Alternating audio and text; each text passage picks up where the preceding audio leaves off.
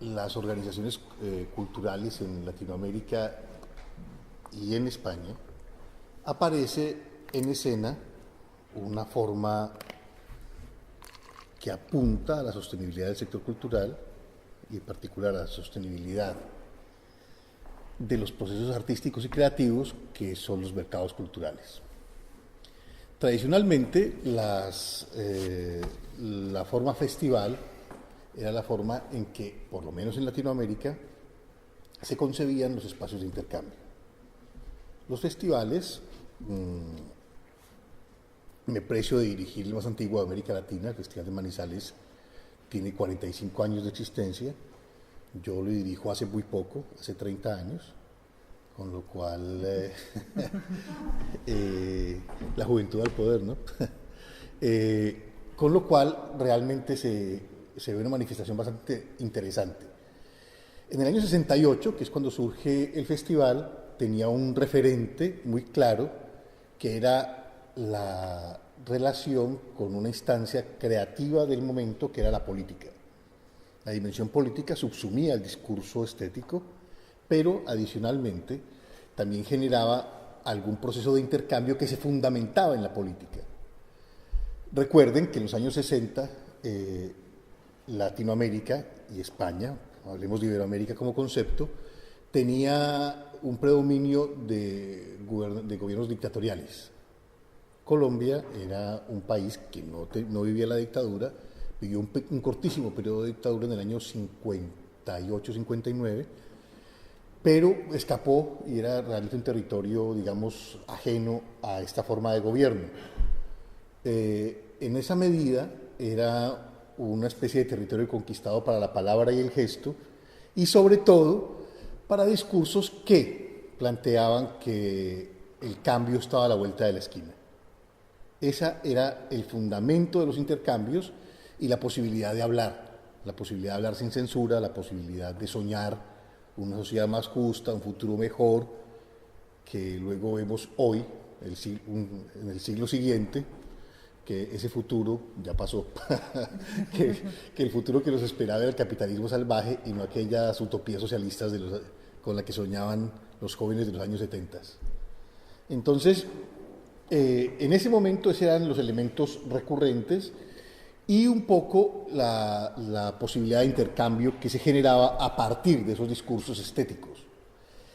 La prioridad no pasaba, desde el punto de vista creativo, por la preeminencia del discurso estético, sino por el contenido. Entonces habían unos momentos muy interesantes y muy vibrantes de intercambio. Fue evolucionando, van apareciendo en escena, insisto, en el año 68 existía solo ese festival y algunas manifestaciones regionales. Hoy, años más tarde, por ejemplo, sabemos que en Londrina, Brasil, aparecía también un festival, pero era de ámbito exclusivamente regional, era universitario y de carácter regional. Era el Festival de Teatro de Londrina, que se hacía con las universidades de la ciudad de Londrina, posteriormente de las ciudades del estado de Paraná, y 20 años más tarde ya era un Festival Internacional de Teatro, pero 20 años más tarde, a pesar de haber nacido más o menos en las mismas fechas. Pero insisto, era de carácter regional. En el año 68, Manizales era ya de carácter internacional. Empiezan a aparecer en el panorama latinoamericano festivales que se consolidan más o menos hacia la década de los 80, ya con una amplitud mucho mayor. Aparecen el Festival de Caracas, aparece el Festival de Bogotá, aparecen algunos festivales como el de Sao Paulo, como el Festival de Buenos Aires, y hoy hay cientos y quizá miles de festivales en el ámbito iberoamericano. Y aparece entonces una especie de pequeña enfermedad denominada festivalitis crónica. No hay ciudad, pueblo que no entienda, como parte de sus procesos de desarrollo cultural y local, un poco hacer un festival. Bueno, es un avance porque algunos lo entendían a través de los reinados, o los Juegos Florales, o la Semana de la Poesía.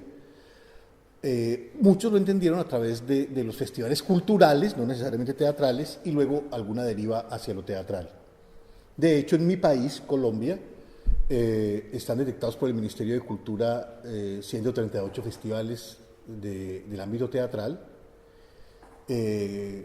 Cuando en el año 68, hace 45 años, solo existía uno. Hoy en Latinoamérica hay 900 y tantos festivales que yo tenga enlistados, porque probablemente hay muchos más que desconozco. Entonces, eso es una forma específica de hacer los eventos, en particular los festivales de teatro. Luego, más o menos a finales del siglo pasado, nótese que hablo del siglo pasado, como si estuviera, es como un poco decimonónico eso, ¿no? Hablamos del siglo pasado. Y probablemente ustedes que son padres jóvenes o a punto de serlo encontrarán que sus hijos les dirán posiblemente en alguna riña familiar: tu pensamiento es del siglo pasado, papá o mamá. Y ya pues claro, uno se sentirá muy mal, dice, claro, del siglo pasado. Resulta que empiezan a aparecer unas formas más innovadoras de buscar unas articulaciones distintas que corresponden a la forma, comillas, mercado. Los mercados culturales tratan de hacer un reconocimiento y una valoración del trabajo profesional del artista y de insertarlo en circuitos, en plataformas, circuitos y escenas. Es decir, en esos años 70 la figura del artista era una figura cuya connotación era casi que del tiempo libre, del tiempo de ocio y no de dedicación profesional. Cuando circulaban de una manera marginal, iban, y para utilizar un término de los hoteleros que estaban aquí presentes y a quienes saludo y agradezco su dedicación innovadora a un festival como este, en ese momento pues la gente de teatro iba a hoteles de una estrella fugaz, recorrían Latinoamérica en autos o en coches, en autobuses, y siempre, jamás era imaginable siquiera cobrar por su trabajo. Entonces aparece la necesidad de una relación profesional con la dimensión artística. Es decir, que el artista deba vivir de su trabajo, que la cualificación del sector profesional parta de un compromiso con la realidad económica. Es decir, que realmente los artistas puedan cobrar de un oficio que requiere dedicación.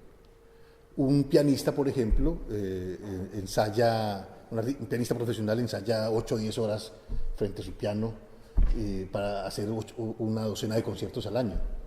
¿Cuál de un odontólogo, por ejemplo, ensaya diariamente para afinar sus técnicas y hacer el trabajo que hace? Es decir, no hay ninguna profesión que requiera mayor dedicación que la de las artes escénicas y musicales en particular. Todos, bailarines, actores, etcétera, diaria y nochemente trabajan fuertemente en el escenario, se dejan la piel y luego no encuentran esas formas de sostenibilidad porque eran considerados un poco marginalmente. Entonces, la presencia de esos mercados y esos circuitos de intercambio hacían referencia específica a la perspectiva de la sostenibilidad del sector cultural en Latinoamérica en particular. En España apareció un formato que es el formato ferial.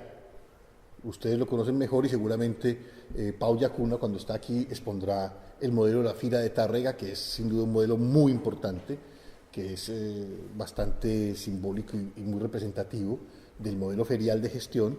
Nosotros empezamos a trabajar en Latinoamérica con modelos que tenían que ver, cuando se empieza a trabajar la dimensión económica de la cultura, y las reflexiones obedecían a procesos que tenían que ver específicamente con la economía de la cultura y cómo la cultura podía contribuir o no al Producto Interno Bruto de los países, que tuvieran un significado, etcétera, etcétera, y a hacernos relevantes en el diálogo con el Estado, en poder presentarle al Estado cifras y cuentas. De pronto nos fuimos un poco al otro lado al manejar discursos totalmente economicistas y tratar de que nuestro discurso correspondiera a cifras y datos, y decir, señores, nosotros también significamos riqueza, generamos empleo, pagamos impuestos, somos relevantes, y así como usted subsidia la agricultura o subsidia a los panaderos, también la cultura merece subsidios, pero no simplemente por una graciosa donación, sino que nosotros somos un sector económicamente activo que podemos representar y significar algo en toda esta movida económica. y lo demostrábamos con cifras. Los primeros estudios se producen en particular por una organización de carácter iberoamericano, que era el Convenio Andrés Bello, que hace las primeras mediciones en sectores y subsectores, por decir algo, el estudio de la champeta como industria cultural. La champeta es un ritmo musical del Caribe colombiano, en particular de Cartagena, y cómo generó desde el punto de vista de la industria musical una movida específica en Cartagena, por ejemplo. Entonces fue una movida micro, pero también fue la institución en que diseñó los primeros estudios, tuve la fortuna de participar en ellos, sobre cómo impactaba la cultura en la economía de diferentes sectores y desde diferentes ámbitos, con resultados bastante sorprendentes. Esos estudios se fueron actualizando y fueron dando una dimensión que arrojaba perspectivas mensurables, cuantificables y que permitían una interlocución, un diálogo con el poder.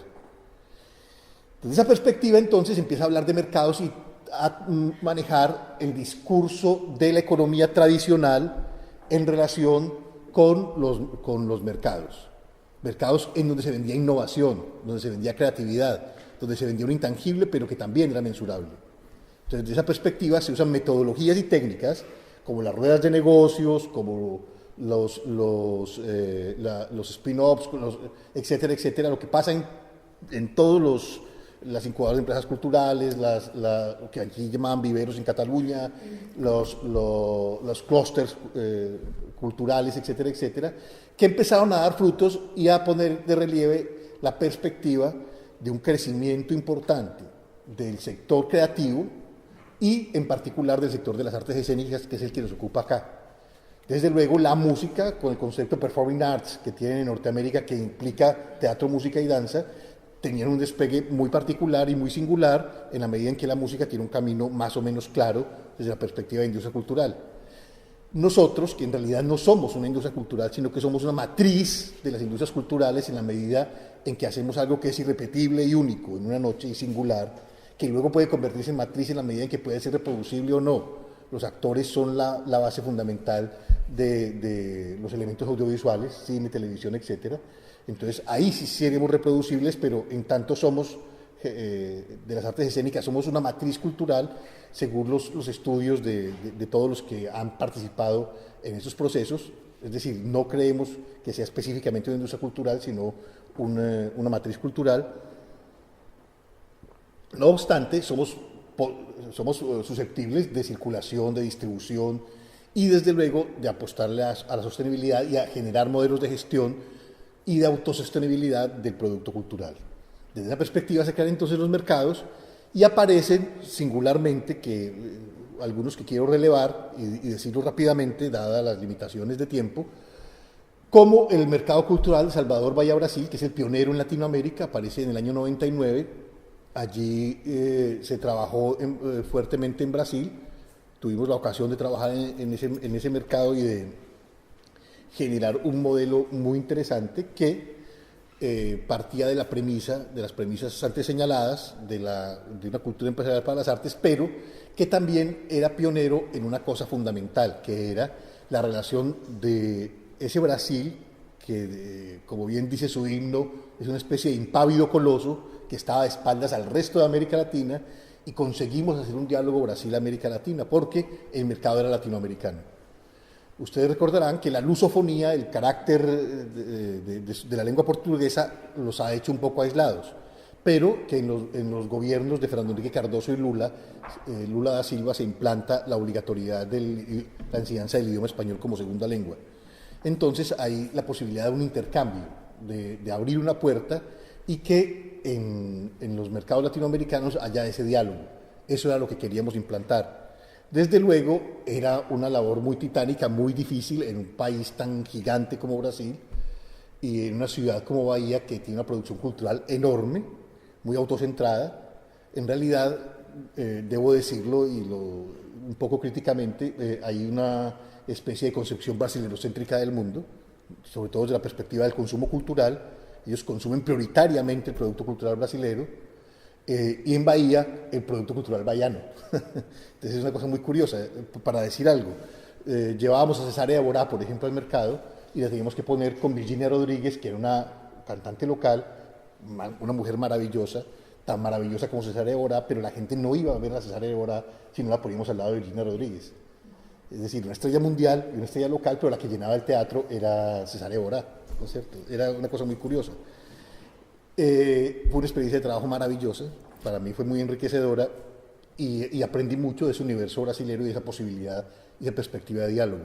Trabajé durante 5 años allá, todavía existe el mercado, nos fuimos desvinculando en la medida en que esa concepción brasilerocéntrica y bahianocéntrica fue predominando, y en este momento el mercado es prioritariamente bahiano, incluso del interior de Bahía. Es muy interesante, fascinante, si pueden vayan, si quieren divertirse y vivir una experiencia apasionante, deberían ir a Bahía. Y no son saudades, es algo peor que eso.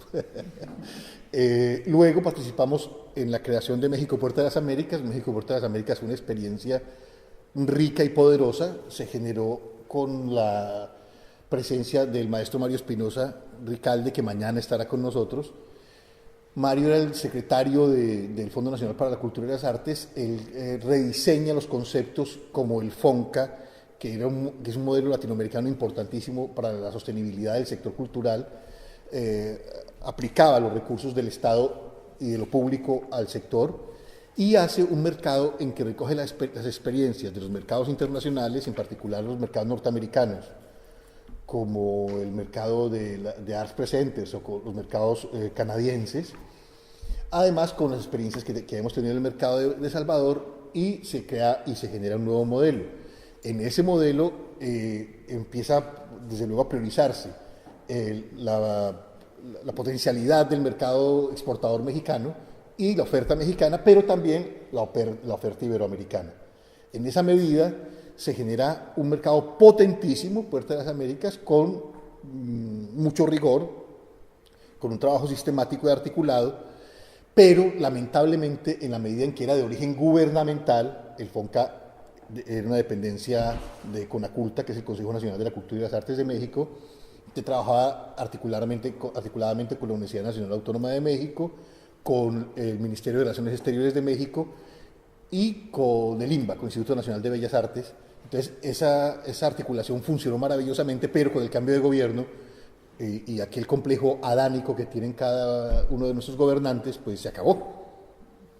Entonces terminó el sexenio y de repente, aunque habían funcionarios que heredaban el conocimiento, los nuevos funcionarios simplemente lo acabaron de un plumazo, y un par de años más tarde empezamos a recibir convocatorias a otro evento que se llamaba México en Escena, entre paréntesis, antes Puerta de las Américas. Es decir, querían borrar la experiencia, pero no se atrevían del todo, lo cual para nosotros fue un error catastrófico porque nunca pudieron levantar vuelo. El sexenio pasado fue una catástrofe, intentaron y no pudieron levantar el vuelo cuando tenían un evento consolidado. Es el problema que se tiene cuando no hay un diálogo público-privado que genere continuidad en los procesos.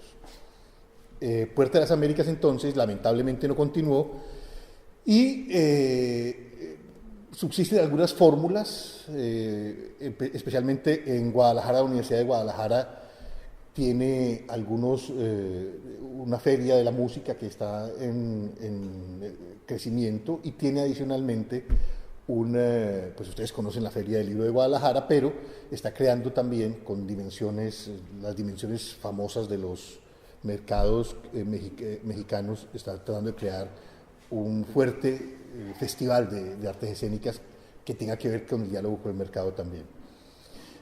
Luego, en Centroamérica no ha acontecido mucho esto, ha sido siempre alrededor de la música. En Colombia se empieza con un diálogo público-privado con la Cámara de Comercio de Bogotá, con la Secretaría de Cultura de Bogotá, con la Secretaría de Cultura de Medellín, el Festival Iberoamericano de Teatro de Bogotá, el Festival de Manizales. Todos hacen como fórmula unas ruedas de negocios que tengan que ver con que la presencia iberoamericana sea potenciada y que hayan curadores de eventos internacionales, específicamente de todo el mundo.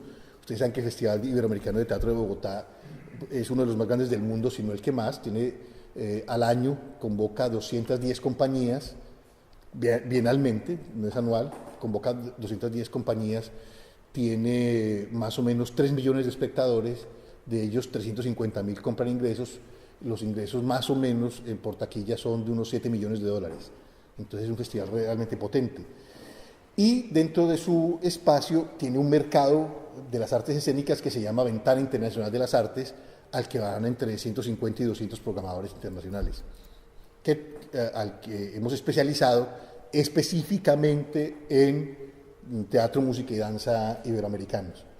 El año entrante, el año 14, tendremos la presencia y sesionará ya el ISPA, que es la red más potente del mundo, International Society for the Performing Arts, que es la red más musculosa del mundo, que tiene miles de asociados y que cada año celebra una convención en enero en Nueva York y en el segundo semestre en uno de los 5 continentes. En esta ocasión es en Bogotá, para América Latina específicamente. Entonces tendremos seguramente la presencia de 400 o 500 programadores de esta organización. Entonces, en Bogotá y en Medellín, Manizales, se concentró mucho lo colombiano y lo latinoamericano como un desplazamiento del eje de programación. Luego empezaron a aparecer, específicamente hacia el Cono Sur, aparece una feria que desapareció, que era FESUR en Chile. Ahora es la semana de programadores de un festival importantísimo que se llama Santiago a Mil. En Buenos Aires se crea el Mercado de las Industrias Culturales de Argentina, MICA, o hace poco pasó su segunda edición. De él forma parte el teatro, la danza y la música, pero es como mucho más amplio porque está la industria audiovisual, la industria editorial, la industria del diseño, etcétera, etcétera. Es muy, muy grande, muy, muy grande. Ustedes saben que los argentinos se caracterizan por eso, por competir por quién lo tiene más grande con Brasil. El mercado, no piensen en otra cosa, quién tiene más grande el mercado. Acaba de pasar el MICA y aparecen en escena algunos modelos interesantes como el de el MAU, Mercado de las Artes Escénicas del Uruguay, que fue buenísimo, pequeño, muy bien manejado, muy interesante, que proyecta las artes uruguayas hacia el mundo. En Bolivia han hecho intentos que aparecen y desaparecen. En Argentina mismo han hecho algunos intentos alrededor del Festival de FIBA o alrededor de un pequeño mercado en Córdoba, Argentina. Y sistemáticamente se ha tratado de incorporar esa dimensión de mercado a la mayor parte de los festivales que existen en Latinoamérica. Ese panorama es importante relevarlo y es importante que lo tengamos presente porque es el que da una dimensión a la circulación. Insisto en que la dimensión, para decirlo de una manera abstracta, es plataformas para la circulación, circuitos que están al servicio de la circulación, las plataformas son las que generan la información, y escenas, que es en las que nos movemos todos. Desde esa dimensión y esa perspectiva es que se ha construido este nuevo discurso que para nosotros es el que está predominando en este momento y que están procurando generar un diálogo entre el mundo real y los mundos posibles para la sostenibilidad del sector. De hecho, la semana próxima en Bogotá, Colombia, se prepara una cosa muy curiosa y muy interesante por parte del gobierno español. Tenemos hasta las 1:30, no te preocupes. Pues eran 20, ¿no? Y yo llevo 25. No, hasta las 1:30 y tiempo. Y es que el INAEM, Instituto Nacional de las Artes Escénicas y la Música de este país, va con una delegación de personalidades ligadas a las asociaciones profesionales, especialmente de distribuidores, y convoca a los festivales y teatros de los países andinos. Los países andinos son Venezuela, Colombia, Ecuador, Perú y Bolivia. Esos países están convocados y van a mostrar la oferta española tratando, supongo yo, de dar salida, imagino que es el discurso porque no lo conozco todavía, de dar salida a las compañías artísticas de este país en estos momentos de crisis, en que supongo la demanda excede con mucho a la oferta de recursos del sector público. Entonces han trabajado ese formato para generar esa posibilidad y esa plataforma. Vamos a ver qué tal funciona. Cuando lo vea les cuento. Estos panoramas, para cerrar un poco y abrirlo a preguntas, este panorama, que es muy rápido, realmente obedece a esa necesidad de generar circuitos, porque es uno de los grandes problemas con que nos enfrentamos en Latinoamérica, es un problema común a todos nosotros. Los recursos estatales se aportan básicamente para la creación y no para la circulación. Entonces aparece un elemento común a todos nosotros.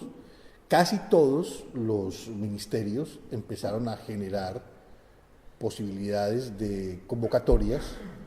Antes eran a dedo a los más próximos al poder, ahora es por convocatoria pública, para la creación o montaje de espectáculos escénicos. Pero no se han apoyado suficientemente los circuitos. Entonces, en consecuencia, hay decenas y centenas de espectáculos estrenados y con 3 o 4 representaciones que no circulan, y para nosotros también eso es un poco criminal. Es decir, al final estamos dilapidando un trabajo arduo por parte de los artistas y recursos públicos. Entonces, ¿dónde está la posibilidad de la circulación? Por otra parte, es muy importante pensar en los circuitos locales y en los circuitos nacionales. Casi todos piensan en lo internacional. En general, los mercados se centran en plataformas exportadoras y no piensan que el día a día es el que le da la sostenibilidad al artista. Es decir, así como en el campo de la música, los cantantes tienen los circuitos nocturnos, por decir algo, de casas nocturnas o de bares, etcétera, que habría que regular y que habría que poner en cintura de manera que paguen al artista y que no le den simplemente copas y que con eso les paguen. Así también hay circuitos de salas convencionales y no convencionales, espacios escénicos que habría que programar y que habría que sistemáticamente ahondar en ellos y también subvencionar, y que el Estado se encargue de promover el consumo cultural. Es decir, cuando yo era estudiante joven, alguna vez lo fui, ya ni me acuerdo, vivía en Sao Paulo. El gobierno del estado de Sao Paulo, en particular de la ciudad de Sao Paulo, promovía el consumo cultural a través de campañas masivas para que la gente comprara un libro, fuera a cine o comprara un disco o fuera a teatro. Esas eran campañas masivas en que se estimulaba y se subsidiaba la compra de los boletos. Hoy es una política de Estado en Brasil, a través de los vales de cultura. Había un vale para comidas, etcétera, etcétera, ahora es para el consumo cultural. Incluso había una polémica muy fuerte porque la gente decía, bueno, y si compran, por ejemplo, con esos vales de cultura, libros, entre comillas, no culturales, o revistas, pues, hombre, ¿cuál es el problema? Al final lo que necesitamos es que se consuma cultura, que se aproximen a la cultura, entonces tampoco vamos a establecer diferencias, no, esto sí es cultural, tiene matices comerciales, etcétera, etcétera, porque aparecería un elemento de censura. Desde luego, es incontrolable, es bastante difícil. De hecho, las leyes de incentivo fiscal en Brasil tuvieron en su origen muchos problemas porque buena parte de los recursos iban a patrocinar bloques de carnaval y se desviaban del propósito fundamental que era el incentivo cultural. No obstante, ya en la medida en que va apareciendo se va regulando y el mercado mismo va regulando el consumo cultural. Entonces, para nosotros, el Estado debe incorporar fuertemente una dimensión de apostarle al consumo cultural para el ciudadano, subsidiarlo para que se propicie un diálogo entre sostenibilidad del sector, en particular del artista escénico, y la perspectiva de un público consumidor de cultura, de un público que pueda acceder y que pueda asistir a las salas a precios sostenibles. Es decir, que no necesariamente tengan que regalar las entradas o no necesariamente tengan que pagar una entrada cara, que haya un real diálogo entre el público y el sector profesional. Entonces, desde esa perspectiva, hemos procurado hacer una especie de lobby ético para que el Estado tenga claro que es necesario subsidiar los circuitos. De hecho, participamos en su momento en la creación de Iberescena pensando mucho en eso. En algún momento seguramente Natalia Álvarez expondrá el tema, pero en sus orígenes, cuando lo propusimos, lo que queríamos todos era la circulación, era la prioridad en los estados. Desde luego, es un fondo que es muy pequeño, lamentablemente, porque la demanda es mucha y siempre la demanda superará la oferta que los países iberoamericanos tienen en ese fondo. Entonces, de esa perspectiva es que nosotros tratamos de incidir y abrir las posibilidades al mundo. Es decir, que los programadores accedan a esa amplia oferta cultural que desde luego siempre será excesiva y siempre tendremos un exceso de oferta frente a una demanda acotada a la realidad del mercado. A pocas salas, nunca son suficientes, y a pocos circuitos que apenas son emergentes y que apenas empiezan a articularse. Es un poco lo que quería compartir con ustedes. Si tienen algún comentario, estoy listo a responder. Pues entonces, Octavio, si nadie tiene ninguna pregunta, ninguna cuestión, entonces yo te voy a preguntar, Octavio, ¿cómo ha afectado la crisis a la programación de los festivales? La crisis es una palabra pues muy interesante.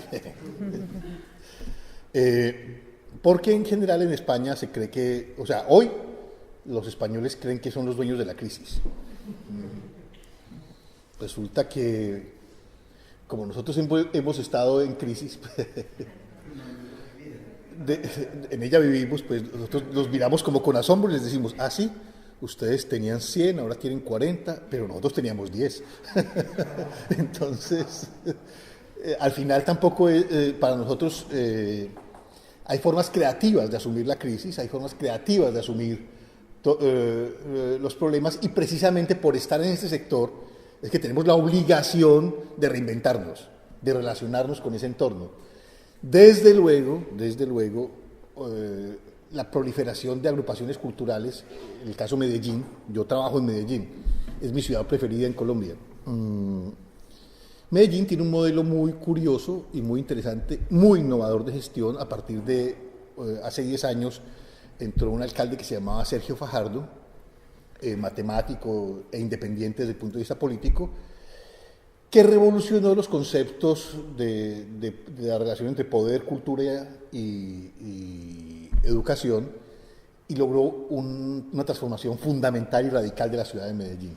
En Medellín se pasó de ser la ciudad más violenta del mundo a desaparecer de los indicadores, a ser una ciudad violenta pero común y corriente. Es decir, al final, con los mismos indicadores de casi todas las capitales del mundo.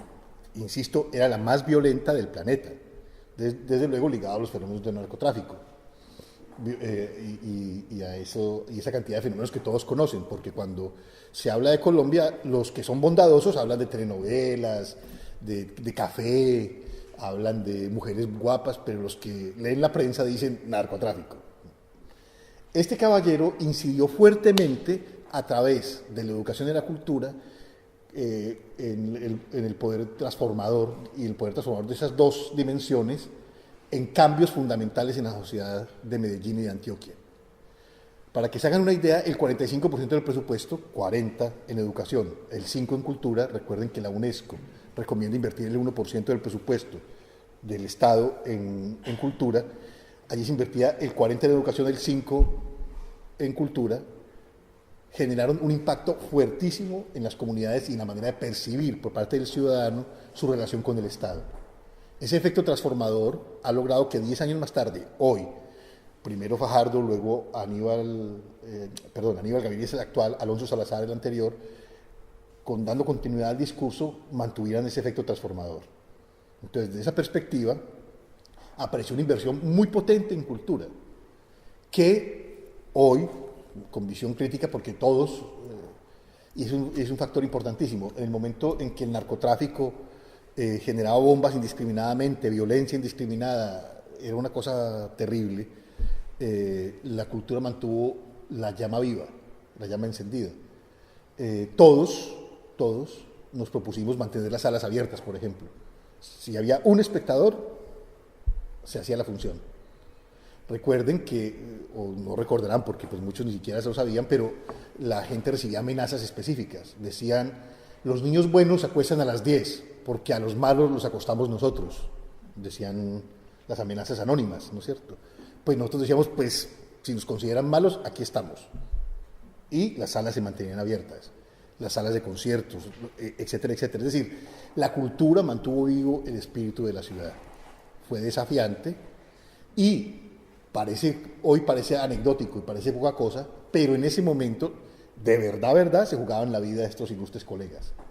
Entonces mantuvieron abierta la ciudad, la mantuvieron en continuidad y el espíritu de la ciudad efervescente. Cuando llegan estas modificaciones y esta inversión seria en cultura, para que se hagan una idea, Medellín invierte más en cultura que el Ministerio de Cultura de Colombia en todo el país. Cuando aparece eso, en Bogotá también hay una inversión mayor, porque a través de otro alcalde que se llamaba Antanas Mocus, que hizo también una revolución de la cultura ciudadana, cuando aparece esto en escena, entonces aparecen cosas que hoy son miradas críticamente, y es la incorporación de tantos elementos culturales que al final era una política de café para todos. Es decir, todos merecen la inclusión, etcétera, etcétera. Y sí, pero como dirían los mexicanos, ¿qué tanto es tantito? Es decir, hay dinero público y hay obligación de relación del sector del sector público con los creadores. Pero, por ejemplo, hay factores que se deben mirar críticamente. La calidad, por ejemplo. La continuidad, el profesionalismo, la dedicación, la responsabilidad. Cómo operas, cómo te relacionas con el dinero público. Cuando uno entraba a la alcaldía de Medellín encontraba un aviso gigante de Fajardo que combatía fuerte y ferozmente la corrupción y decía, el dinero público es sagrado. Y realmente es sagrado, aún en esa dimensión cotidiana. Si tú, en tu trabajo, en una sala teatral independiente, en un barrio de Medellín, no estás cumpliendo responsablemente los compromisos que te fijaste al relacionarte con el Estado, estás haciendo mal uso del dinero público. Entonces, ese tipo de relación es la que estamos en este momento cuestionando y en este momento redimensionando. Cómo trabajar y cómo establecer esos links entre inversión pública y resultados. Es decir, llevamos 10 años. El sector debe responder a esa inversión pública multimillonaria que ha recibido. ¿Y cómo responde? ¿Hay una oferta de calidad? Trabajé en el equipo que hizo el plan de desarrollo turístico de la ciudad de Medellín, cuya dimensión transversal era la cultura. Y la evaluación no era muy benéfica para el sector. Es decir, la calidad de la oferta cultural no tenía el impacto que nosotros esperábamos. Y esto visto muy autocríticamente. Yo pertenezco al sector privado, yo no soy del sector público. Yo soy del sector privado de secretaria, privado de teléfono, privado de recursos. Es decir, al ser del sector productivo de la cultura, yo también tengo la obligación de mirarme autocríticamente. Tengo la obligación de decir, lo que yo estoy haciendo sí merece ser mantenido. El trabajo que hacemos de esas plataformas para la gente ha producido resultados. Y precisamente para ponernos como ejemplo, contratamos estudios externos, universidades, instituciones económicas que midan y cuantifiquen y que digan si realmente estamos cumpliendo nuestro cometido, porque es un compromiso ético con el dinero público y con la ciudadanía cultural, que al final es la que sostiene estas movidas, ¿no es cierto? Entonces, estamos siempre evaluados y medidos porque creemos que es nuestra obligación. No conozco otra manera. Cuando la encuentre, pues desde luego la ponemos en juego. Pero es un poco la manera en que nosotros queremos devolver al Estado la confianza cuando hace su inversión en un sector como el nuestro.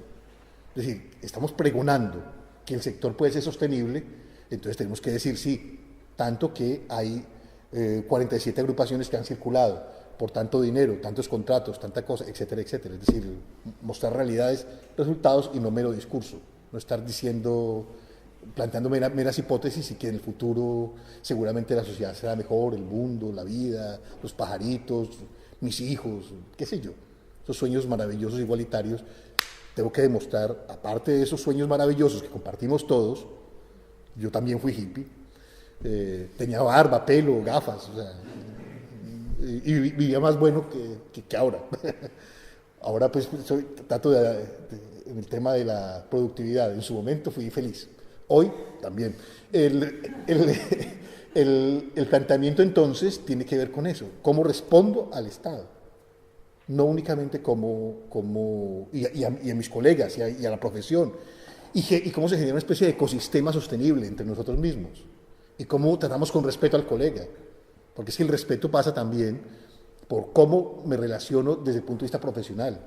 Es decir, te contrato y sé que tú eres un profesional que debe vivir su trabajo y que debe vivir bien, con decoro, y no simplemente de manera marginal y sí, ven, tu guitarrita, no. Es una especie de ecosistema que tenemos que generar muy importante en que los unos y los otros nos respetemos y nos estimulemos mutuamente. Cuando hablaste antes de plataforma y de circuitos, ¿te refieres a circuitos creados de una forma institucional o circuitos? ¿Me podrías explicar otra cosa? ¿Y tú qué ibas a preguntar?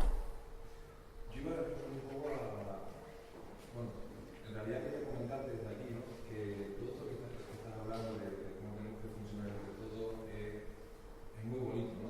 Yo llevo muchos años, por ejemplo, aquí tratando de hacer cosas y la verdad que me encantaría que viniese ese alcalde de Cádiz que pudiese transformar la realidad cultural, ¿no? Porque nosotros disponemos de circuitos organizados por el gobierno, tenemos por el gobierno había hasta millones de euros para todas las vidas que de sobra para organizar todos los eventos y dar mucha vida cultural, pero yo personalmente, como director del bloque, solo quiero comentarte una anécdota para que sepas qué es lo que yo veo aquí, ¿vale?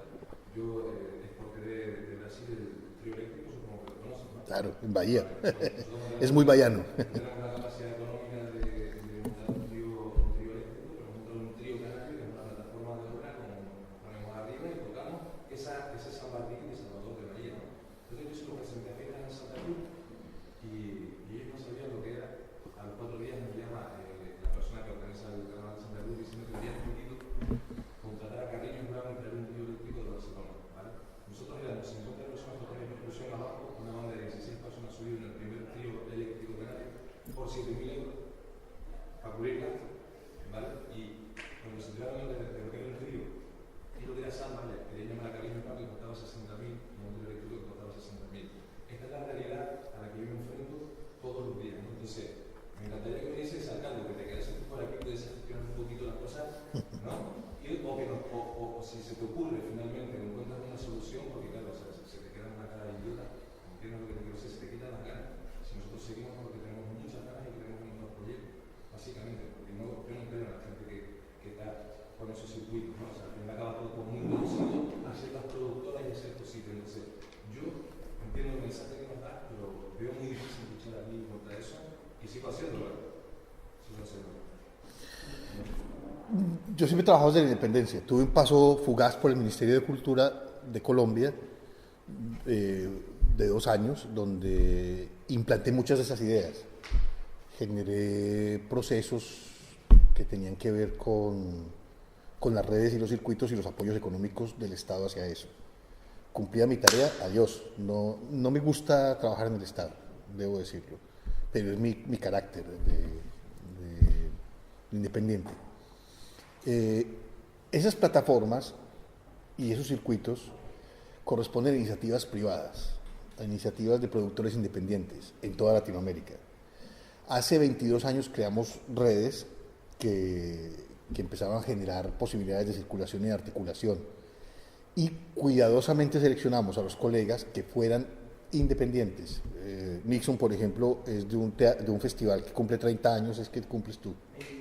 25, y La Trinchera, su grupo de teatro, tiene 30. Y eventualmente recibe recursos del Estado, pero con o sin recursos del Estado, él mantiene el espíritu y su festival, ¿no es cierto? Y sus hijos, que va a ser abuelo próximamente. Este hombre tan joven va a ser abuelo.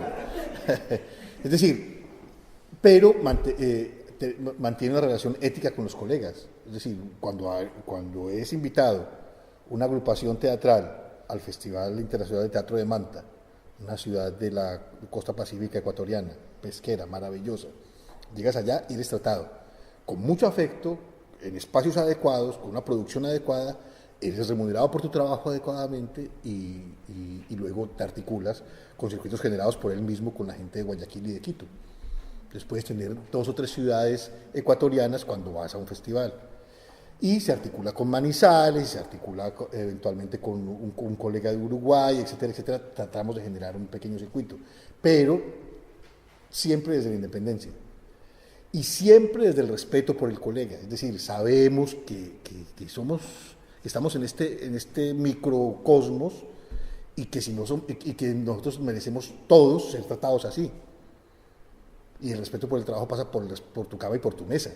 Es decir, tú tienes que vivir dignamente de tu trabajo y no con esa visión que muchas veces se tiene desde la forma Estado o desde otras formas, por ejemplo, que son totalmente antiéticas, como por ejemplo los famosos empresarios de BTL o de las empresas de publicidad, que entonces le dirían al colega, sí, 2 tamborcitos y ya, o eso, que parezca Carlinhos Brown, ¿no es cierto? O sea, pero no respeta que hay una trayectoria, que hay una tradición, que hay una forma de percusión local, que hay una investigación atrás, sino que un tamborcito y le das al tamborcito y sales corriendo, ¿no es cierto? Es decir, nosotros reclamamos esas formas de relacionamiento desde la perspectiva ética y de la construcción de discursos de encuentro, de posibilidad de respeto al trabajo de los colegas. Entonces, plataformas, nosotros generamos plataformas en Internet cuando apenas se hablaba de Internet.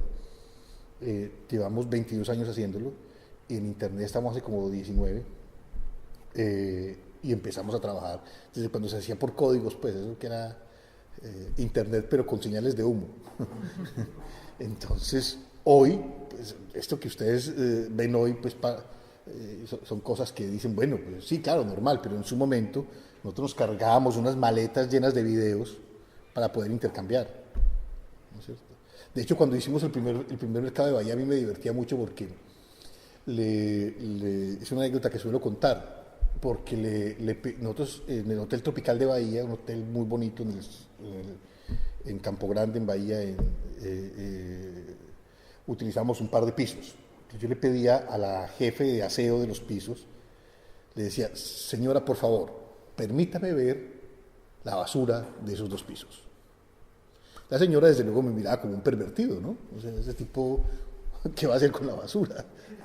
Yo me iba a ir a comprobar que todo ese esfuerzo de los artistas por hacer carpetas, dossiers eficientes, bonitos, videos, etcétera, eran arrojados a la basura. Porque claro, también hay que ver el otro lado, el peso de todo aquel material. Entonces empezamos a trabajar en la dimensión digital, en que estamos hablando del año 99. Hoy todo el mundo tiene esto, ¿no? Pero en ese momento para nosotros era enseñar a cómo hacer un CD, cómo hacer que fuera simplemente un disco. Entonces si tú te llevas 50 discos, pues era considerable, pero cabía en una maleta, ¿no? Hoy casi todo puede ser soportado aquí, o en una nube. Entonces tú puedes tranquilamente entregar una tarjeta y decirle, entra a Internet y ves mi trabajo, ¿no es cierto? Pero en ese momento era ese el problema. Entonces empezamos a generar ese tipo de plataformas. Hoy existe, por ejemplo, una plataforma que se llama Circulart, que es una plataforma colombiana que generamos nosotros, circulart.org, de orgasmo, no de organización, somos más divertidos que eso. Circulart es una plataforma que cada año hace una curaduría de las agrupaciones de teatro, música y danza de Colombia que puedan circular por el mundo entero. La curaduría la hacen generalmente invitados extranjeros que escuchan o ven la escena, lo seleccionan y están en la plataforma. Y se articula a los mercados reales. Tenemos muchas herramientas y hacemos mucho networking. Trabajamos con redes y con colegas de todo el mundo y generamos mercados propios. Circularte es un mercado en Medellín para la música, Vía es un mercado en Bogotá para las artes escénicas y tratamos de que sean plataformas para la circulación del producto cultural colombiano. Como hay mucha demanda, especialmente de latinoamericanos, lo hemos abierto a la oferta latinoamericana y está creciéndose exponencialmente. De hecho, estamos muy sobrepasados porque sabemos que la gente está necesitando esto. Y entonces nosotros abrimos la puerta, pero no tenemos los recursos suficientes para responder a esa presión de más y más porque finalmente nosotros no hacemos otra cosa que gestionar y gestionar y gestionar, pero desde lo privado. Entonces, intentamos responder, ojalá nos dé la fuerza para seguir. Y ahí estamos. ¿Te respondió a ti también? Perfecto. Bueno, pues si les parece... Ah, Verónica. Sí, yo quería saber hasta qué punto los procesos de articulación económica en América Latina, UNASUR y cosas que se están creando, pueden tener algún impacto en la generación de redes económicas en torno a la cultura. Consecuentemente, con la aparición de estos modelos que corresponden a geopolítica y geoestrategia, UNASUR, que aparece en su momento, con tensiones entre Brasil y Argentina, luego el ALBA, que genera desde Venezuela el presidente Quito Chávez, luego aparece un elemento nuevo que trata de reemplazar la OEA, etcétera, etcétera. La cultura no es una dimensión fundamental, a pesar de que aparece Mercosur Cultural, a pesar de que aparecen las ciudades del Mercosur Cultural. Hay muchas organizaciones, pero no sustentadas económicamente de manera suficiente. De hecho, la OEA todos los organismos tienen un elemento cultural, todos, y generalmente con 3 o 4 funcionarios, los señores de corbata muy elegantes, las señoras muy distinguidas y muy bonitas, muy bien remunerados, y hasta ahí llegan, al final. Pero la dimensión cultural, a pesar de ser la que podría perfectamente ser el elemento articulador, el elemento el pegamento de toda esta movida, pues no es el prioritario, y no hay una inversión fuerte en ello. Aparentemente, los tiros irían por el lado de un Brasil que jalonaría el carro.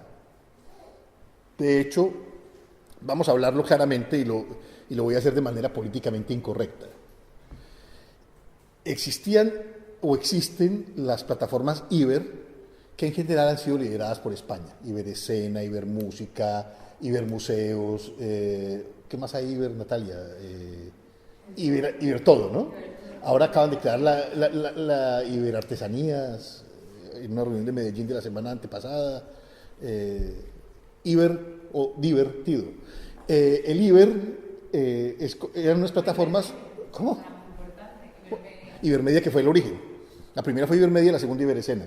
Ibermúsicas, Iberorquestas, bueno, hay una enorme cantidad. De hecho, Ibermúsicas es un ejemplo muy interesante. Les voy a decir por qué. Originalmente las plataformas Iber las lidera España, en una forma muy curiosa de diplomacia de chequera que se identificaba a través de la inversión bastante cuantiosa en organismos multilaterales por parte del gobierno español. Incluso invertían en el BID Cultura, el Banco Interamericano de Desarrollo, el Centro Latinoamericano para la distribución del libro, dinero importante de España, etcétera, etcétera. En casi todos los organismos multilaterales que tenían que ver con la cultura, había dinero español para tirar del carro. Desde luego, aparentemente era en abstracto medidas importantes. Por ejemplo, cuando se invierte en el CERLAC, que es el mundo del libro latinoamericano, desde luego representan al campo del empresariado editorial español, que como ustedes saben son pues multinacionales muy importantes que están presentes en toda América Latina. Faltaba Brasil y ya están, ¿no es cierto? Desde luego en detrimento del libro y las editoriales latinoamericanas, para hablarlo claramente. Y así sucesivamente, aparecen pues jalonando a través de la inversión en procesos. Sin embargo, había inversión, pero no había consecuencia en los circuitos, en la distribución, en los impactos. Por decir algo, si ustedes miden Ibermedia generó una enorme cantidad de inversión en producción. Se debe la feliz progresión de la industria cinematográfica mexicana, argentina, uruguaya o brasilera a una fuerte inyección de dineros de Ibermedia. Pero ustedes miran las cifras de distribución y encuentran que o no circula las películas latinoamericanas o iberoamericanas por este espacio cultural, o si circulan tienen muy pocos espectadores. Entonces no estamos cumpliendo un papel importante en eso, no estamos impactando en una cosa tan importante como ser vistos. ¿Qué sentido tiene producir una película si se queda en un rincón? Si ni siquiera la pasan en la degradación de la distribución, ni siquiera por los canales regionales de televisión de cualquier país. Entonces, eso es importante. Lo mismo en casi todos los temas ciber, en que la diplomacia cultural española lideraba, invertía y exigía. En el caso de Ibermúsicas ocurrió un fenómeno muy interesante, y es que lo lideraron en particular México, Costa Rica, Colombia y Argentina. Los españoles del actual gobierno dijeron no entramos y que no se haga porque no tenemos dinero. Los otros dijeron es que nosotros vamos a ponerlo, no solo son ustedes, de manera que se hace. Cuando ustedes quieran entrar y tengan plática, entran. Entonces fue una cosa como de, frente a tu arrogancia y prepotencia, que pasaba por lo económico, nosotros creemos en el discurso de un espacio cultural común. Y al creer en eso, con más o menos dinero lo podemos hacer. Tú entras, cuando quieras entras, eres bienvenido porque tú has invertido en otros sectores. Eres más que bienvenido y aún sin dinero también te recibimos aquí. Entonces, no había consecuencia en el discurso. El discurso era Iberoamérica, un espacio cultural común, pero no tenía consecuencia en los programas ciber, que era el discurso predominante, era el mío porque soy el que pongo la plata. ¿No es cierto? Entonces, ahí era donde había unas asimetrías que no eran bien entendidas. Entonces, de esa perspectiva es que nosotros nos planteamos las cosas. Creemos que debe haber una alianza público-privada, creemos que se debe apoyar los sistemas de producción independientes, que son los que le dan continuidad a todo este engranaje y todo ese sistema productivo de las artes escénicas y musicales de Iberoamérica. Creemos que es la manera en que esto sobrevive y que podemos darle continuidad. Solo la forma Estado no puede articular nada ni generar esas perspectivas. Solo las alianzas público-privadas y solo esa apuesta es la que le dará continuidad y podrá conducir a creatividad e independencia, y a que la innovación y las visiones creativas sean apoyadas fuertemente y sean las que realmente estén alimentando el ciclo productivo de este sector que es el más bonito del mundo, que es el de las artes escénicas. ¿Alguien tiene algo más que comentar? ¿No? Bueno, pues si les parece, vamos a hacer una pausa de 20 minutos en vez de media hora, que si no es muy larga, ¿les parece? Y estamos aquí a las 6:10. Muy bien. Como tú digas. Aquí más allá.